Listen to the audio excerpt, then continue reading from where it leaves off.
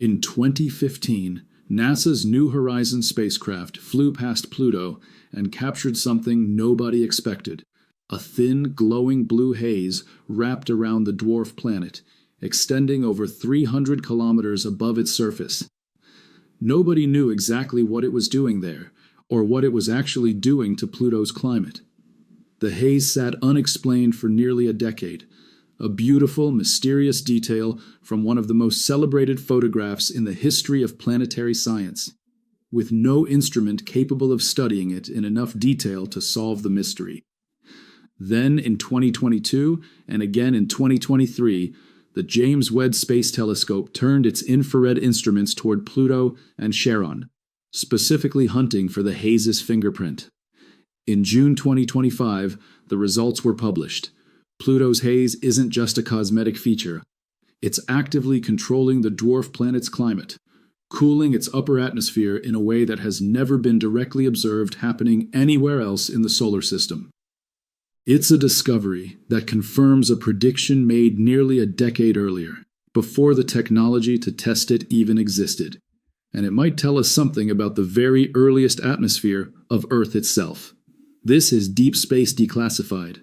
New classified file every week. Subscribe before we go further. Let's get into it.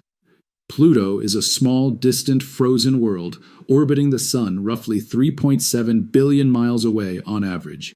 So far, that surface temperatures hover around minus 380 degrees Fahrenheit.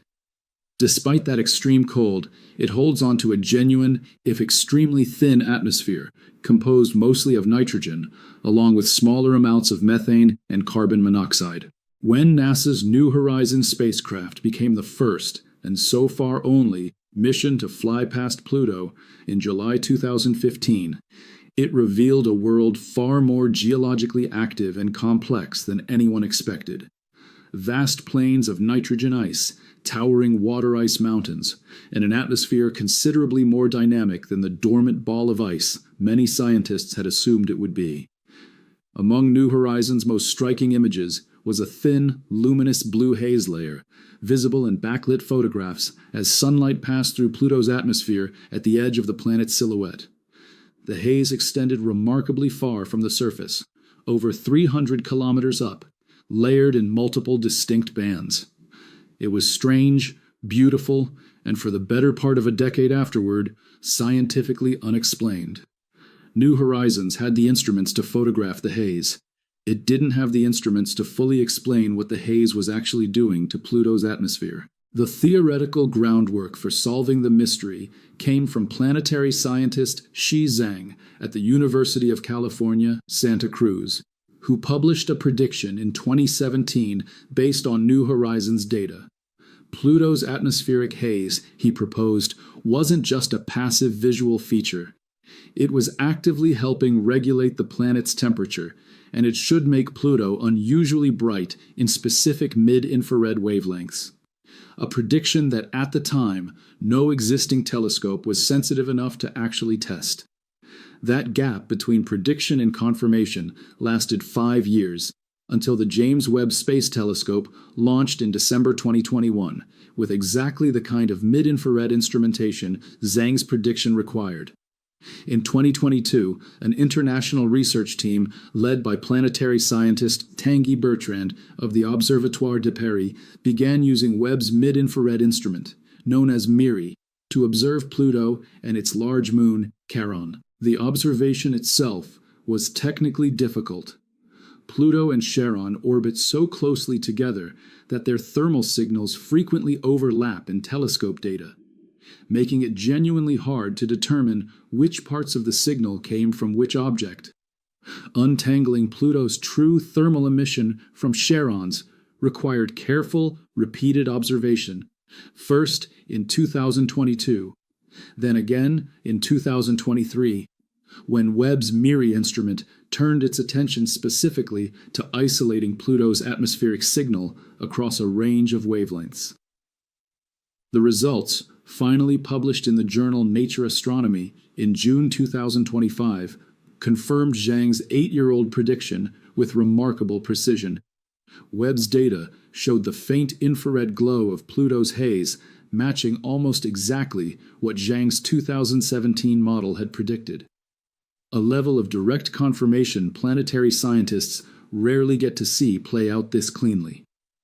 Zhang himself, reflecting on the confirmation, noted that in planetary science, it's uncommon to have a hypothesis confirmed this quickly and this precisely, within less than a decade of first proposing it. The haze, the data confirmed, is genuinely doing double duty in Pluto's atmosphere, simultaneously heating certain layers by absorbing sunlight, while cooling the broader atmosphere by radiating that captured energy back out into space more efficiently than the surrounding gas alone would. That dual role solves a puzzle that had been quietly troubling atmospheric scientists since the original 2015 New Horizons data.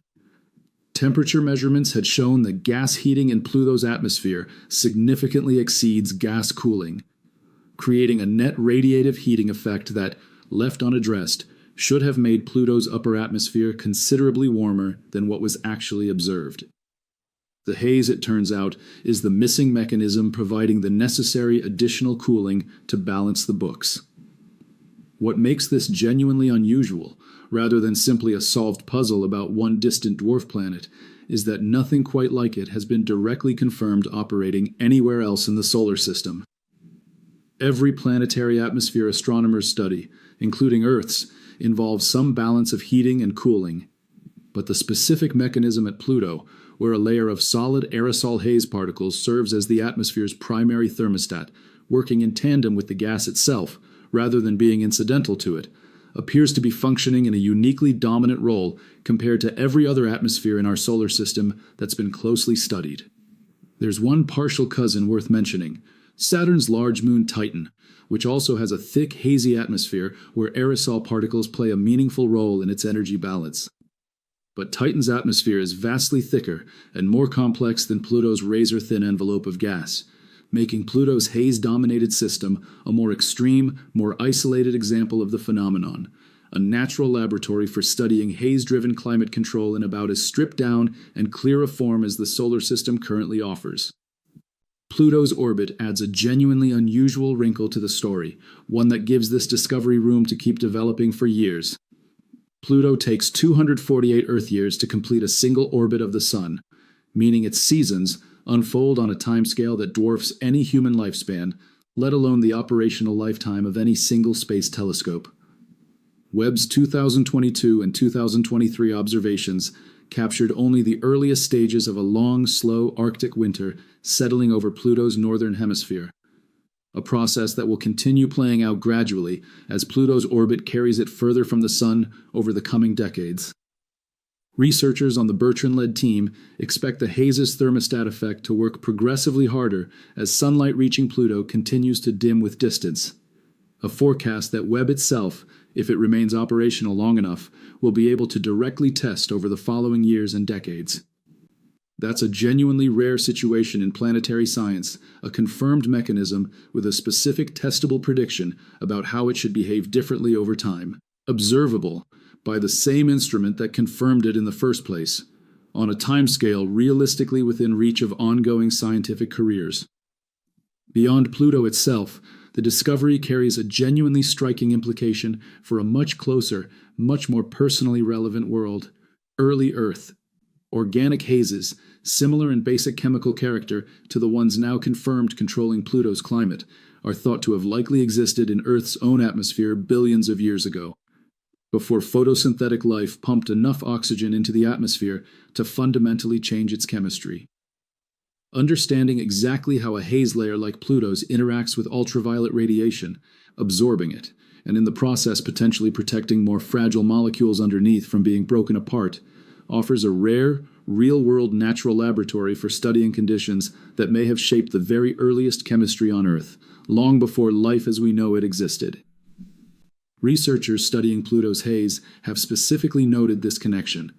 Organic hazes can slow the breakdown of fragile molecules like ammonia by shielding them from ultraviolet radiation, potentially creating a gentler, more chemically stable surface environment underneath. Precisely the kind of condition that theories about the origin of life on early Earth suggest may have been useful or even necessary for complex prebiotic chemistry to get started. The research team isn't treating the 2025 Nature Astronomy paper as a final answer.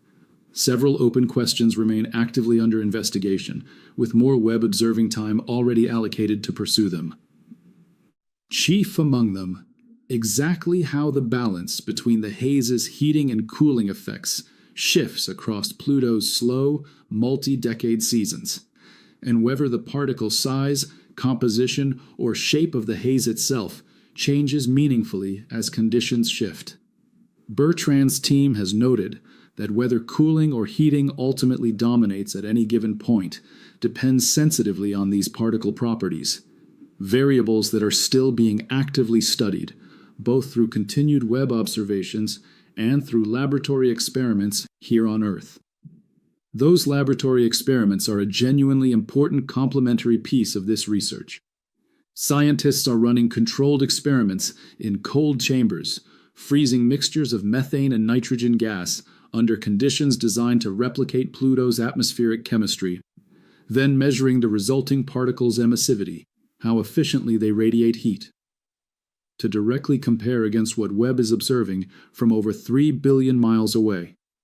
It's worth appreciating what this discovery represents as a piece of scientific methodology, independent of Pluto itself.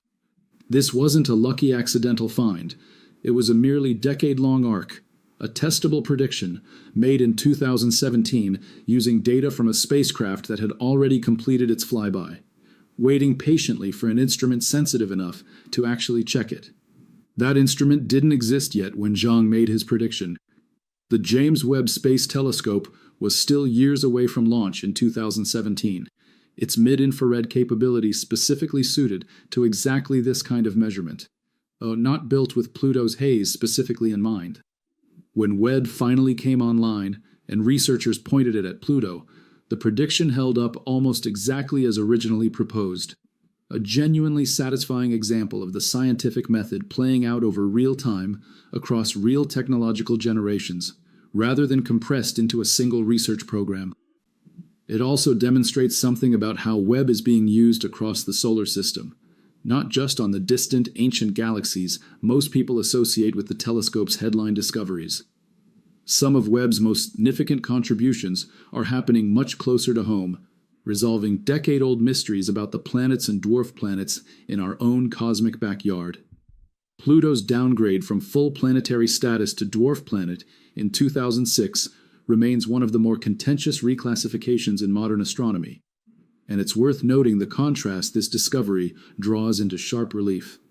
Whatever category astronomers ultimately place Pluto in, its atmosphere is doing something that, as far as current observations show, isn't happening in quite the same dominant, haze-controlled way anywhere else in the solar system, including on every full-sized planet astronomers have studied in comparable detail. Pluto's small size and extreme distance from the Sun don't appear to have made its atmospheric physics simpler or less interesting. In several genuine respects, they've made it stranger and scientifically more valuable as a natural laboratory than many considerably larger worlds. That's a pattern worth sitting with. Some of the most useful natural experiments in planetary science aren't found on the biggest or most Earth-like worlds. They're found on the smallest, coldest, strangest ones, doing something no other world in the solar system happens to be doing in quite the same way. For nearly a decade, a thin blue haze photographed by New Horizons sat as one of Pluto's most photogenic unsolved mysteries, beautiful, strange, and beyond the reach of any instrument capable of explaining what it was actually doing. In June 2025, the James Webb Space Telescope finally closed that gap, confirming a prediction made years before Webb ever launched. Pluto's haze isn't decoration, it's the primary mechanism controlling the dwarf planet's climate, cooling its atmosphere in a way that has no fully confirmed equivalent anywhere else in the solar system, and possibly offering a working model for conditions on Earth billions of years before anything resembling modern life existed. Pluto orbits the Sun once every 248 years. The observations that solve this mystery captured only the very earliest moments of one single Plutonian season. Webb, and whatever comes after it, will have decades left to watch the rest of that season slowly unfold.